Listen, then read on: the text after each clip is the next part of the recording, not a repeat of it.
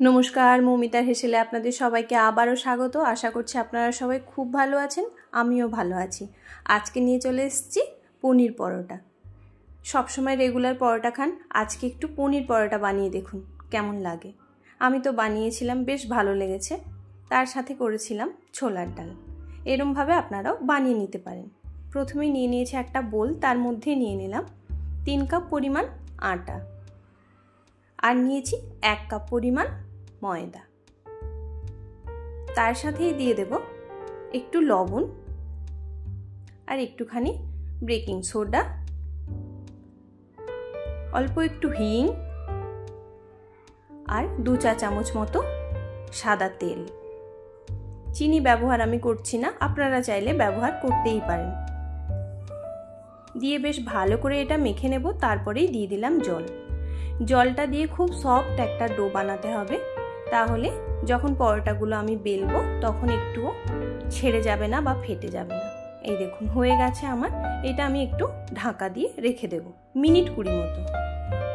এদিকে নিয়েছি দেখুন 200 গ্রাম পনির, আমুলের পনির আমি নিয়েছি, আপনারা চাইলে যে কোনো পনির নিতে পারেন। দিয়ে আমি এটা এরমভাবে গ্রেট করে নিলাম। এবার এর ওপর থেকেই দেব স্বাদের জন্য বিট লবণ দিলাম আমি, আর দিয়ে দিলাম বেশ কিছুটা চিলি ফ্লেক্স ঝালের জন্য, আর দিয়ে দিলাম চাট মশলা। চাট মশলাটা দিলে না খুব ভালো একটা ফ্লেভার প্লাস টেস্টও হয়। আর এদিকে আমি কিছুটা কাঁচা লঙ্কা, 2টো কাঁচা লঙ্কা আর একটা পেঁয়াজ আর একটু ধনে পাতা চপ করে নেব। যদি কেউ নিরামিষ খান তাহলে আপনারা পেঁয়াজটা স্কিপ করেও যেতে পারেন, পেঁয়াজ না দিলেও কোনো সমস্যা হবে না। দেখুন আমার চপ করা হয়ে গেছে, দিয়ে দিলাম। একটু মিহি চপ করার চেষ্টা করবেন, না হলে কি হবে যখন পরোটার ভেতর দিয়ে এটা বেলবো তখন কিন্তু ছিঁড়ে যাওয়ার ভয় বেশি থাকে বেলার সময়। এবারে উপর থেকে দিলাম একটু আদা বাটা, দিয়ে এটা বেশ ভালো করে মেখে নিতে হবে।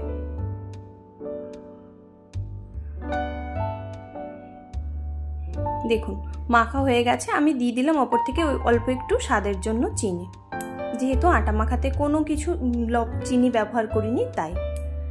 এদিকে দেখুন আটা মাখাটাও বেশ সুন্দর সফট হয়ে গেছে। এবার একটু বড় বড় করে এরম ডো কেটে নেব,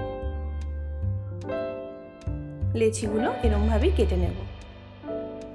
একটু বড় হবে, তাহলে কি হবে পনিরের পুরটা যখন দেব বেশ অনেকটা করে ওর মধ্যে দিতে পারব।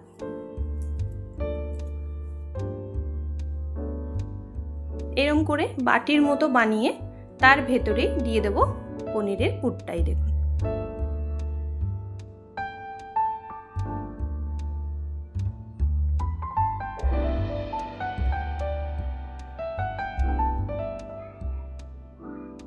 এরম ভাবেই বানিয়ে নেব। আরো একটা বানিয়ে আপনাদের দেখাচ্ছি।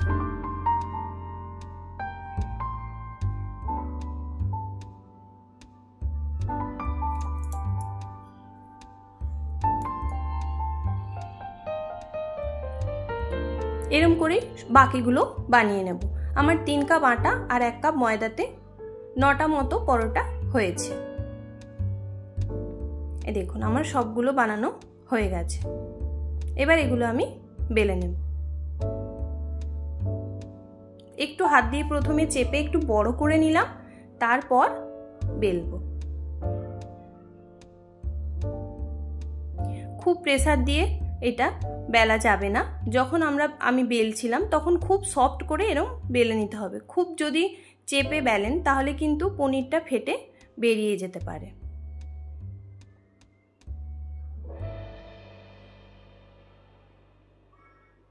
দেখুন একদমই সুন্দর বেলা হয়ে গেছে।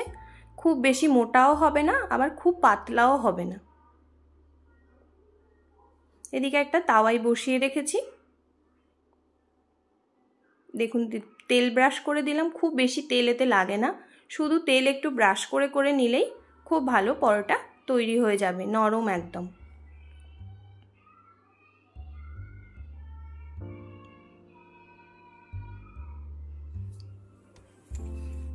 একটু ফুলে উঠেছে, তার উপরে আবারও একবার তেল ব্রাশ করে দিলাম। এবার দেখুন খুব সুন্দর ফুলে উঠবে, কেউ কারোর গায়ে লাগবে না। আর বেলার সময় যদি একটু লক্ষ্য রেখে বেলা হয় তাহলে পরোটাগুলো খুব ভালো করে ফুলে যায়।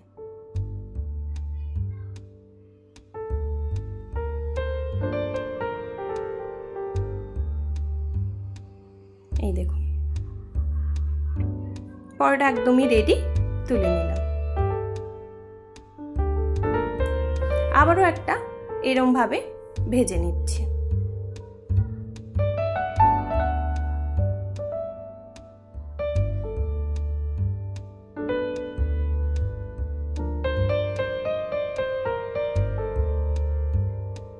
এই দেখুন আবারও উপর থেকে একটু তেল ব্রাশ করে দিলেই নিজে নিজেই সুন্দরভাবে পরোটাটা ফুলে উঠবে। একদিকে চাপ দিলেই ফুলে যাবে।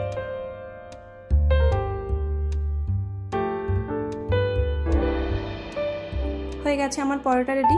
যদি আপনাদের এই ভিডিওটা ভালো লাগে তাহলে অবশ্যই লাইক, কমেন্ট, সাবস্ক্রাইব করবেন। দেখা হচ্ছে অন্য কোনো পরের ভিডিওতে।